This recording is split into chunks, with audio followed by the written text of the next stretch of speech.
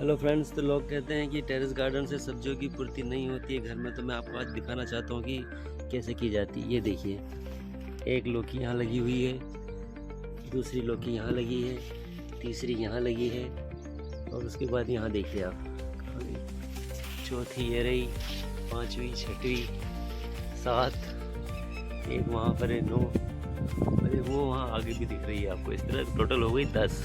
तो आपने देखा जैसे कि जिस तरह से यहाँ पे 10 लौकी लगी हुई है, सिर्फ एक ही यहाँ पर बेल लगी हुई है लौकी की। आपको उसके लिए करना ये है कि ड्रम लेना है, क्योंकि ये सब्जी वर्गी जो बेल वाली सब्जियाँ होती हैं इन्हें थोड़े लंबे ग्रो बैग या फिर ड्रम चाहिए होते हैं। इसमें आपको काऊ डंग, मिट्टी और वर्मी कंपोस्ट और कोकोपीट ये सब मिलाकर अच्छे से तैयार कर लेना, ताकि ये बहुत अच्छे से हो जाए। और आप देख सकते हैं जैसे यहाँ पर कद्दू के भी फूल बहुत मस्त खिले हुए हैं। और इस तरफ आप देखिए, मैंने इस ग्रो बैग में, रेक्टेंगुलर ग्रो बैग में टमाटर के पौधे लगा दिए हैं, और इस वाले में मैंने भिंडी और ग्वारफली के भी लगा दिए हैं। और ये जो आप खाली पड़े ग्रो बैग देख रहे हैं, इनमें अलग अलग तरह की मैंने सीड्स लगा दिए हैं।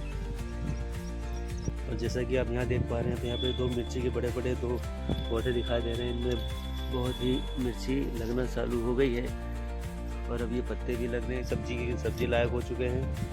इन ग्रो बैग में भी आप देख सकते हैं, जैसा कि आप देख पा रहे हैं, ये अजवाइन का पौधा है, इसमें भी पत्ते लगने शुरू हो चुके हैं। एक ही लौकी का दूसरा पौधा भी शुरू हो गया है, ये एक जाम के ऊपर चढ़ गया है पूरा।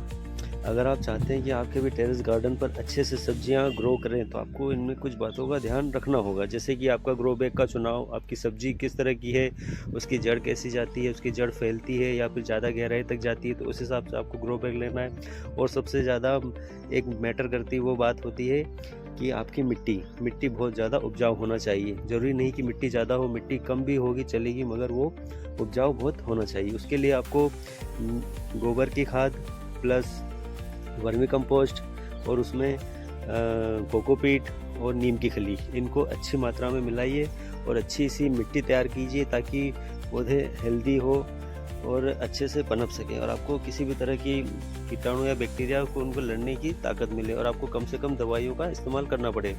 और आप इन सभी सब्जियों में सिर्फ और सिर्फ नीम के तेल का इस्तेमाल कीजिए, आपको कोई परेशानी नहीं होगी, और आप भी इस तरह से एक सफल और अच्छे से टेरेस गार्डन कर सकते हैं। और आप जो भी सीड्स लगाएं उन्हें सीड ट्रे में ही लगाएं। और ये है एक यहाँ पर रखे हुए हैं रेक्टेंगुलर ग्रो बैग।